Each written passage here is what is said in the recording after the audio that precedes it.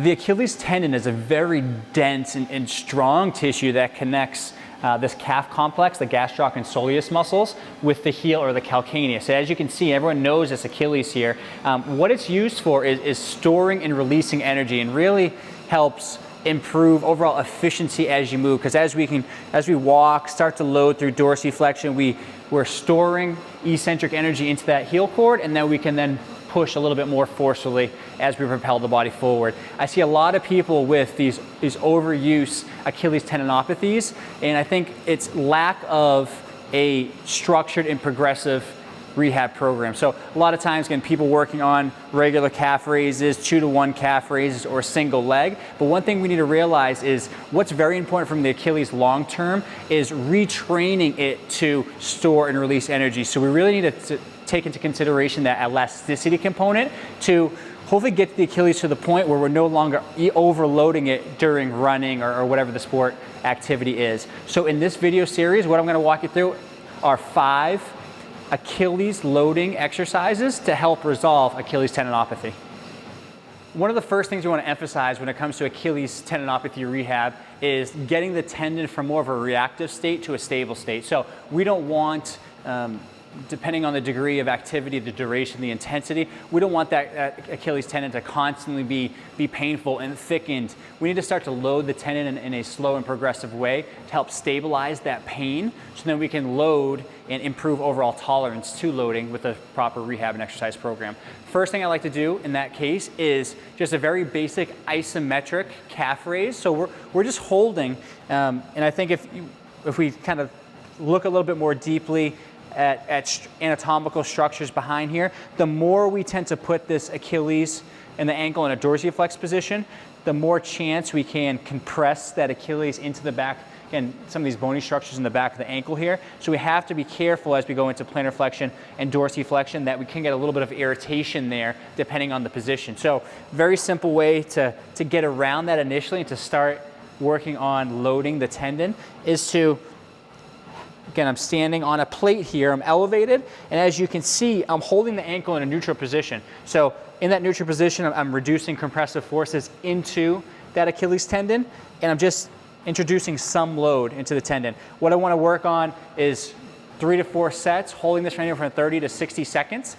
Once I start to build load and that's tolerable, again, it's not creating any kind of painful stimulus, I can then go up into an isometric position in plantar flexion. So up here, same thing, a little bit more demanding on the calf. I'm shortening the calf complex. I'm using these muscles to contract and hold me up into that position. And that is the first step, holding isometrically. What I can do from there, again, still in the isometric stage of holding that tissue or the Achilles tendon in the position rather than moving through the range of motion, is the same thing, but single leg. Again, twice as much demand. Obviously, one leg is holding all of body weight now rather than 2. So being able to hold 3 to 4 sets, anywhere from 30 to 60 seconds. I can feel the calf burning quite a bit right now. Again, but no movement, no compression to the back of the ankle with that Achilles tendon, which sometimes causes the irritation. Once that is fine, I can go up on 2, switch to 1, and then continue to load, add more demand onto that single leg into the calf in the Achilles to help improve tolerance. That is really the first step you want to get to before we start getting into these regular isotonic calf raises where we're moving through the range of motion. Start to introduce some load, make sure there's no irritation at the Achilles tendon. This doesn't flare up symptoms or cause any long-term side effects, because if you notice any issues with these exercises here, the isometric ones, you do not step onto that next level. After isometrics, we want to introduce isotonics. So now we're moving that ankle in that Achilles from a shortened position to a lengthened position. A couple of different ways you can do that based on how your Achilles responds to these particular exercises. We can do this just on the ground, just a ground-based calf raise, and just controlling the eccentric. Always recommend slow and controlled early on rather than whipping through that motion. Tend to find people that move too quickly through these calf raises tend to flare up the Achilles more so than those that move slowly. So start slow, introduce a nice controlled load throughout that Achilles tendon without moving too quickly. Again, working on anywhere from 2 to 4 sets, 10 to 20 repetitions, just finding where you fit into that rep scheme to add the appropriate amount of dose without causing any kind of painful reaction. From there, what we could also do in that same same exact calf raise, introduce a little bit more range of motion. So as you can see, I'm elevated on the plate here. So as I go down, I'm gonna go down into a greater degree of ankle dorsiflexion. So there's more stretch and more load into that Achilles tendon. I can perform a calf raise there. What I usually like to do is find what's the hardest variation of a movement that I can introduce, which creates a low level pain stimulus, so maybe nothing more than a 3 out of 10, and that pain goes away within 24 hours after completing the exercise, to determine where should I input someone into that progression or rehab program. So if I notice, hey, this only creates probably a 2 out of 10 on the pain scale, this is probably where I want to put them early on to start to load, introduce more load throughout the range of motion. But if you feel like, hey, adding a step or some kind of elevation and deficit creates more symptoms, maybe it's a 5 out of 10 compared to this is only a 2 out of 10, then I want to go on the ground there, eliminate some of that range of motion early on, and then progress to the deficit as I go. But anywhere from 2 to 4 sets, 10 to 20 repetitions, and figuring out what is the appropriate amount of dosing to load the tendon without creating some kind of painful reaction. Because running is such a single leg dominant activity, field sports, basketball, soccer, distance running, sprinting, I mean, there's a huge single leg element to all of that, or component to all of that. What we need to make sure is we don't just stop at regular bilateral calf raises or calf raises on 2 leg. Why? Because the demand does not kind of meet or match or prepare us for that end goal. We're trying to get back to sport and athletic, which is very single leg loaded. So what I like to do from bilateral calf raise is to really put in that 2-to-1 calf raise in the middle between calf raise on 2 legs to calf raise on 1 leg, because that provides a nice in-between step to help build some load and build some tolerance. So I'm not automatically jumping to twice the load with a single leg calf raise. So just to show you a 2-to-1 calf raise, again, just like before, I can perform this in any way. Start on the ground, very simple way to do it. Again, leaning forward just to hold on. I'm coming up, controlled on 2.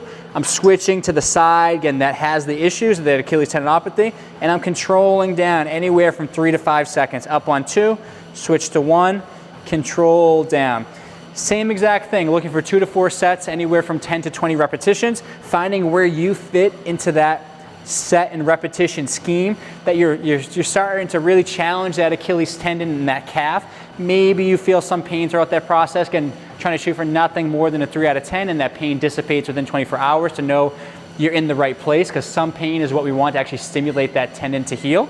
But from there, what we can do, again, obviously goal to add a little bit more range of motion, a little more challenge through that motion with the deficit or this elevated position. So doing that on a stair at home, a plate, a weight plate, which I have here, or a curb. Coming up on 2, same thing, switching to 1, slowly controlling down onto a single leg, starting up on 2, 1, and then lowering down. So really using 2 feet to help me set up in the highest position possible, that I can then shift over to that single leg, hold for a second or 2, and then 3 to 5 seconds on the way down, okay? 2 different ways to do this. Find where you fit into this progression, what works for you.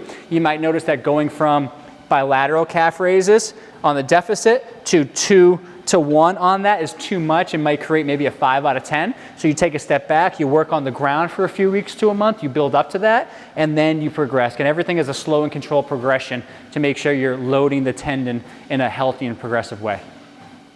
Now that we started to bridge the gap from calf raise on 2 legs to the 2-to-1 calf raise, again, we're hopefully at this point you're feeling very strong, very confident in being able to load and control down with that 2-to-1 eccentric calf raise. What we want to do from here is the single leg calf raise. So now solely on 1 leg. Again, adding a little bit more load on the calf. We're pushing up on a single leg, lowering down on a single leg, because that's how the calf is going to be loaded with running, with a lot of force coming down onto that limb. Okay, so looking at a single leg calf raise, if I'm just same thing, leaning forward against something, just to hold and support myself. From the beginning, I'm going to come up into single leg stance. I'm going to raise up, and I'm going to control down. Always want to make sure that ankle's remaining in a nice neutral position, and controlling down, lowering under control. Like I mentioned before, slow control to start. You don't want to start whipping through things. Tend to see people get a little more irritated in that affected tissue if you move too quickly. So just take your time and start to control throughout that range of motion. Controlling especially on the way down, anywhere from 3 to 5 seconds. So on the single leg calf raise from the ground, anywhere from 2 to 4 sets, 10 to 20 repetitions, finding where you fit into that rep scheme. From there, again, if you're feeling comfortable and confident in that, it's not eliciting too much pain or not lingering on for days after performing that exercise, going to a deficit is the next step. So same exact exercise. You can see ball of the foot, toes up here on the plate, a step, a curb, anything at home, the textbook, anything that's elevated, start to introduce a little bit more of a range of motion and length through that Achilles tendon as you lower down. And then we're going to perform the same thing, coming up, controlling down. Okay? 2 to 4 sets. 10 to 20 repetitions, nice, slow and control, again, nothing over a 3 out of 10, and making sure that pain dissipates within 24 hours after completing the exercise. So no, you're dosing and challenging that Achilles tendon enough, but you're not creating any kind of harm by forcing it to a point beyond its threshold. Now, the fifth and final exercise in this progression are what's called ankle hops or pogo jumps. Again, very interchangeable there as far as the name. A lot of people call it different things.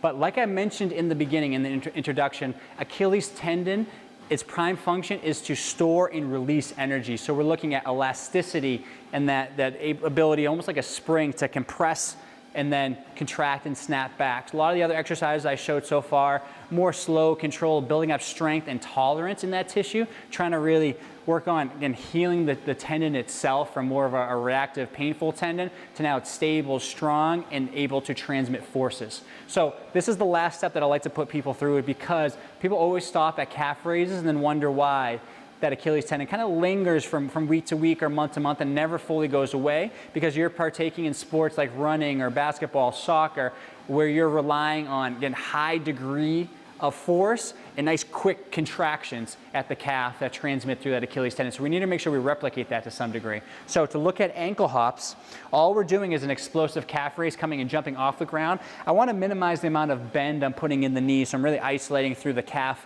and the ankle and that Achilles tendon specifically. So just to show you kind of a slow and controlled version, I always tell people to start with a low intensity and then build as they know, okay, this does not create any kind of pain or harmful stimulus. It's just nice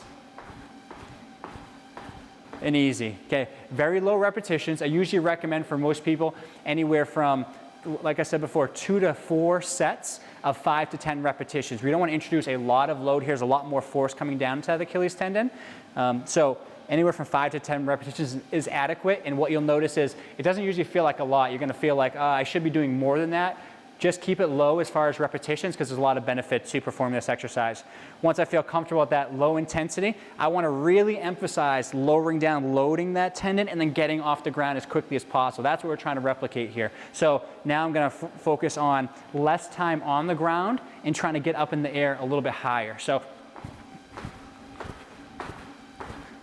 you can see nice springy motion, really contracting, shortening through that calf and that Achilles, and then quickly taking off and exploding away. Okay, so we're loading into the tendon and we're using it to really develop those explosive characteristics. This is a very good last step after some of those controlled calf raises to teach that elasticity, that shock absorption, that storage and release component, which all tendons need to function at their best. So those are a series of exercises to help resolve Achilles tendinopathy. Again, a lot of other things that go into Achilles tendinopathy when it comes to running form, mechanics, following a progressive and structured training program. There's a lot of other variables in there that are important. But from a loading standpoint, that's a very reliable way to work on introducing loads in a very sequential and progressive approach. And key thing right now for you, if you're dealing with some kind of Achilles tendon issue, find out where you fit into that progression. Not everyone starts with those isometrics. I usually find I can input someone into either bilateral calf raises or 2 to 1, and the Achilles handles that pretty well. Again, if that Achilles is in a very reactive state, it's very flared up, you have issues just going throughout your daily routine, you probably have to start off pretty simple on that, low reps, low repetitions, and then build as that starts to feel better. If you're actively running, most likely you can start to input yourself into either that bilateral, that 2 to 1, or that single leg calf raise. But I definitely recommend just respecting the function of a tendon. We're looking at storage and release and elasticity, shock absorption, a lot of these other dynamic functions of a tendon. We need to get past just these slow controlled movements. That's a good starting point. But then in the end, introduce some of these plyometric movements to help fully resolve that tendon so you can get back to enjoying that activity, that sport, for years to come with no issue at the Achilles tendon. If you have any questions, feel free to reach out.